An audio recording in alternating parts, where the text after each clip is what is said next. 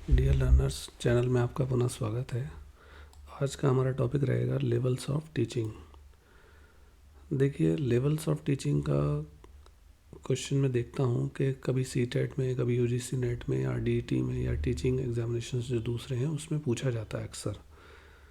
तो इसके different levels को आज हम डेफिनेशन और दो एग्जांपल्स के थ्रू समझेंगे। तो वीडियो को अंत तक देखिएगा। पहले हम ये समझ लेते हैं कि जो ये लेवल्स हैं इनका एक लर्नर और टीचर के लिए जानना क्यों ज़रूरी है।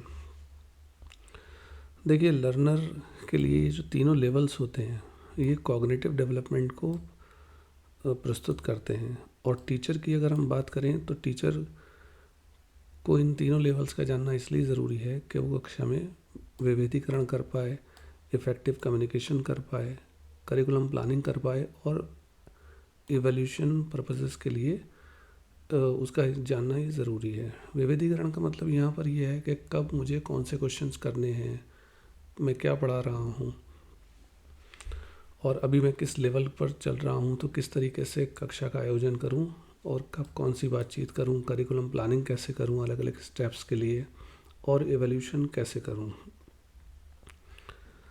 अब अगर हम इसकी डेफिनेशन की बात करें तो डेफिनेशन में जो मेमोरी लेवल है ये स्मृति पर ज़्यादा बल देता है, रिकॉलिंग पर और रिटेंशन पर।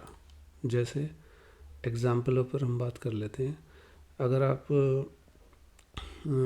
इतिहास की कक्षा चल रही है तो वहाँ पर डेट्स को ज़्यादा याद कराया जाएगा।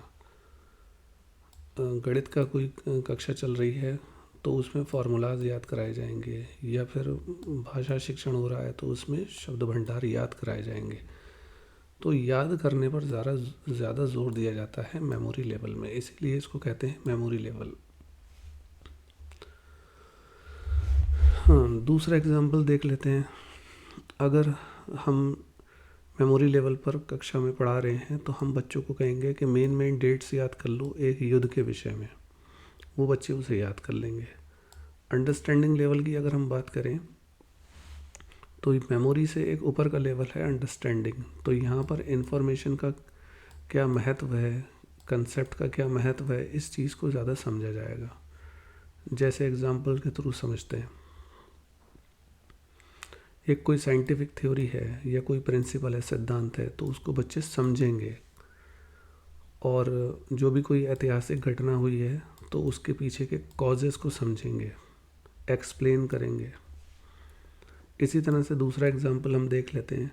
कोई साइंस की क्लास चल रही है तो स्टूडेंट को टीचर कहेंगे कि आप लैब में एक्सपेरिमेंट करो ये जानने के लिए कि फोटोसिंथेसिस का कंसेप्ट कैसे काम करता है, और स्टेप बाय स्टेप डेमोन्स्ट्रेशन करके दिखाओ किसी केमिकल रिएक्शन से रिलेटेड कुछ चीज़ का।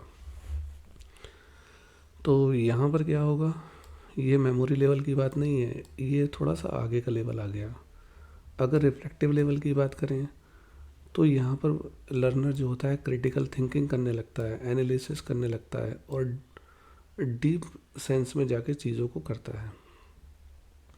जैसे एग्जाम्पल की बात करें पहले वाले की, तो अगर हम इतिहास की कक्षा की ही बात करें तो जो हिस्टोरिकल इवेंट्स हुई हैं उसका क्या इम्पैक्ट हुआ है सोसाइटी पर, और कोई साइंटिफिक डिस्कवरी हुई है तो उसके क्या एथिकल इम्प्लीकेशंस रहे हैं, ये जानने की कोशिश की जाएगी।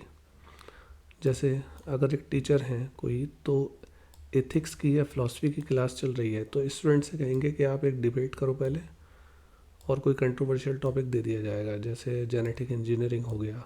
डिबेट के बाद में उनसे कहा जाएगा कि आप एक ऐसे लिखो जो पक्ष और विपक्ष दोनों के बारे में हो, यानी जो जिस विषय पर डिबेट हुई है उसके पक्ष और विपक्ष पर क्रिटिकल एनालिसिस करते हुए एक ऐसे लिखी है।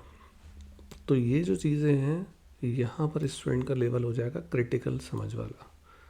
तो ये इसलिए इसको कहेंगे रिफ्लेक्टिव लेवल। ये कुछ संक्षिप्त विवरण है इन तीनों मेमोरी लेवल्स ऑफ टीचिंग का।